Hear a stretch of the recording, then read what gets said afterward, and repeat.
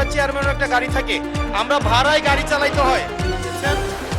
আমার এই অপোজিশন থেকে আসসালামু আলাইকুম প্রিয় দর্শক, ঢাকা জাতীয় সংসদ অধিবেশনে গতকালের আলোচনায় কেন্দ্রবিন্দুতে ছিলেন সংসদ সদস্য হাসনাত আবদুল্লাহ। সংসদ সদস্যদের জন্য শুল্কমুক্ত গাড়ি সুবিধার প্রয়োজনীয়তার কথা উল্লেখ করে তিনি বলেন, তার নির্বাচনী এলাকার অবকাঠামোগত উন্নয়ন এবং দ্রব্যমূল্যের ঊর্ধ্বগতি নিয়ে জোরালো বক্তব্য পেশ করেন। তিনি আরও বলেন, সংসদ সদস্যদের মাঠ পর্যায়ে কাজের সুবিধার্থে উন্নতমানের যাতায়াত ব্যবস্থার প্রয়োজন। তিনি বলেন, জনপ্রতিনিধিদের 24 ঘন্টা জনগণের দ্বারে দ্বারে ঘুরতে হয়।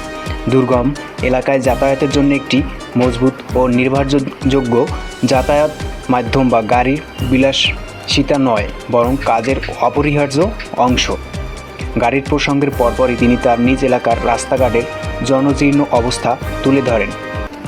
তিনি বলেন, প্রধান সংযোগ সড়কগুলোর দ্রুত সংস্কার প্রয়োজন, বর্ষার মৌসুমে জলবদ্ধতা নিরসনে ড্রেনেজ ব্যবস্থার উন্নয়ন প্রয়োজন, নতুন ব্রিজ নির্মাণের জন্য সংশ্লিষ্ট মন্ত্রণালয়ের তিনি দৃষ্টি আকর্ষণ করেন।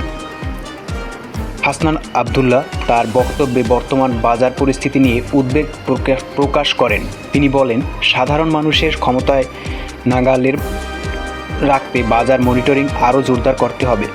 টিসিবির মাধ্যমে পণ্য সরবরাহ বৃদ্ধি করে মধ্যবিত্ত ও নিম্নবিত্ত পরিবারগুলোকে স্বস্তি দেওয়া জরুরি। তিনি আরও বলেন, কৃষকদের সেচ কাজে নিরবিচ্ছিন্ন বিদ্যুৎ সরবরাহের দাবি জানিয়ে লোডশেডিংয়ের কারণে ফসলের ক্ষতি হচ্ছে। কৃষকদের জন্য সার ও বীজের বিতরণী সময়মতো পৌঁছানোর বিষয়টা নিশ্চিত করতে তিনি কৃষিমন্ত্রীর হস্তক্ষেপ কামনা করেন। সংসদ সদস্যের এই বহুমুখী বক্তব্য সংসদকক্ষে বেশ আলোচনার জন্ম দেয়। বিরোধী দলের সদস্যরা দ্রব্যমূল্য নিয়ে তার অবস্থানের প্রশংসা করলেও গাড়ির দাবির বিষয়ে সামাজিক যোগাযোগ মাধ্যমে মিশ্র প্রতিক্রিয়া দেখা দেয়।